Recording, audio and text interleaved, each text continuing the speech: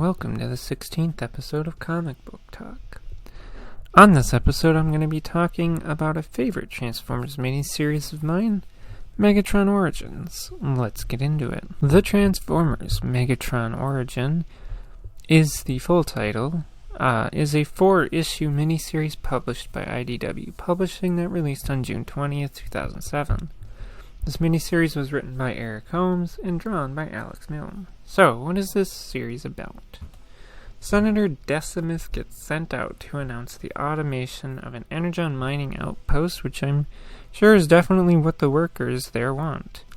One of the miners decides to protest, and this earns themselves a reward of being executed by an Autobot security official, and this sparks a massive riot. One enraged miner named Megatron accidentally kills Decimus when his axe is tossed into his shoulder and also happens to disarm his guard.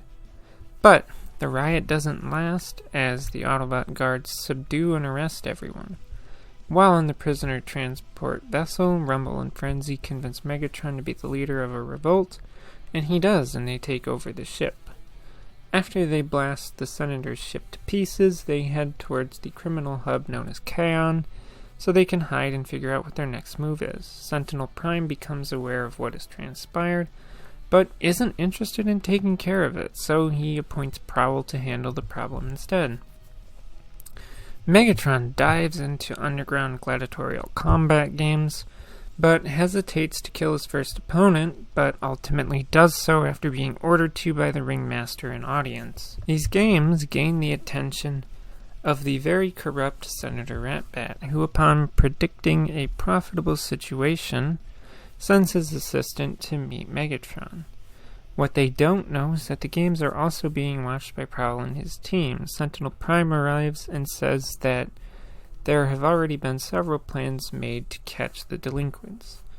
Bumper and Fastback observe the Constructicons building the arena during their stakeout.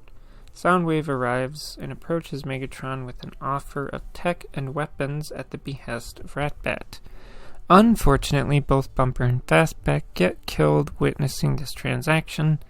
At their funeral, Sentinel Prime says that their deaths should serve as a call to action and that they will bring these outlaws to justice. Next match, Megatron manages to lose an arm. Megatron gets a new arm from parts taken from fallen gladiators, and giving him an energon flail. Soundwave fulfills Megatron's request for flight-capable combatants, bringing him 3 Seekers. Megatron turns them over to Hook for modification because he has something in store for them that isn't gladiatorial matches. We go to a parade for Senator Decimus that gets cut short when the Seekers fly in and abduct the Senator.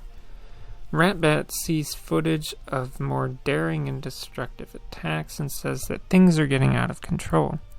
Rumble and Frenzy are modified to work with Soundwave while Megatron is doing some recruiting. Megatron meets with new recruits and tempts them with the whole planet as their arena.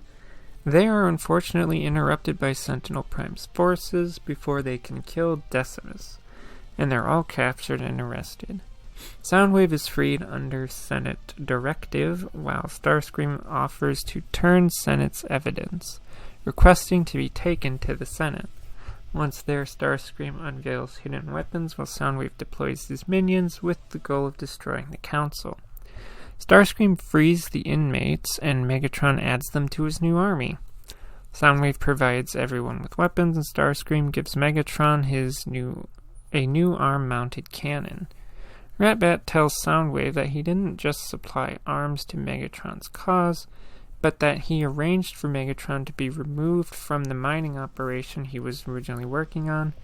Ratbat got to work embezzling in areas that Megatron's forces have destabilized, but Soundwave shoots Ratbat and seals his spark in a new cassette body.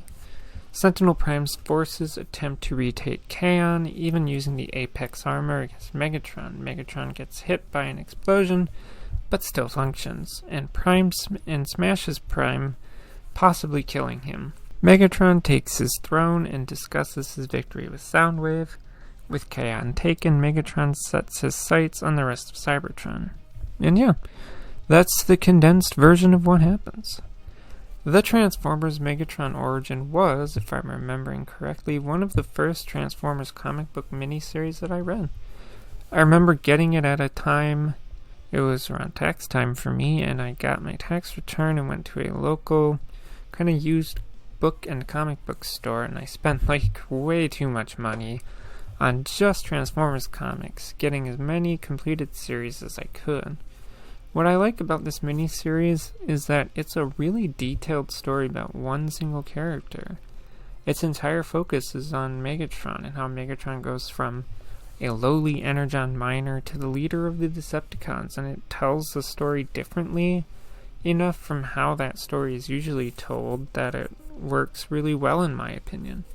We get to see how Soundwave has always been loyal to Megatron and helping Megatron early on. We see how Ratbat, Frenzy, and Rumble became Soundwave's minions, and also how truly powerful Megatron is, taking on Sentinel Prime in the Apex armor and defeating him. And that really is quite the feat for Megatron. We also get to see how Megatron got specific things like his Energon Flail and Arm Cannon, which is pretty cool too.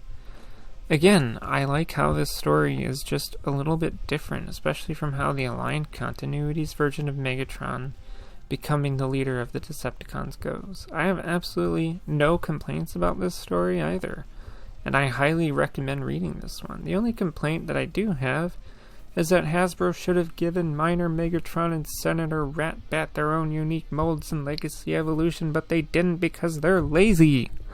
But that's going to do it for this episode, so if you like this kind of content, feel free to subscribe. Thank you for listening, and goodbye.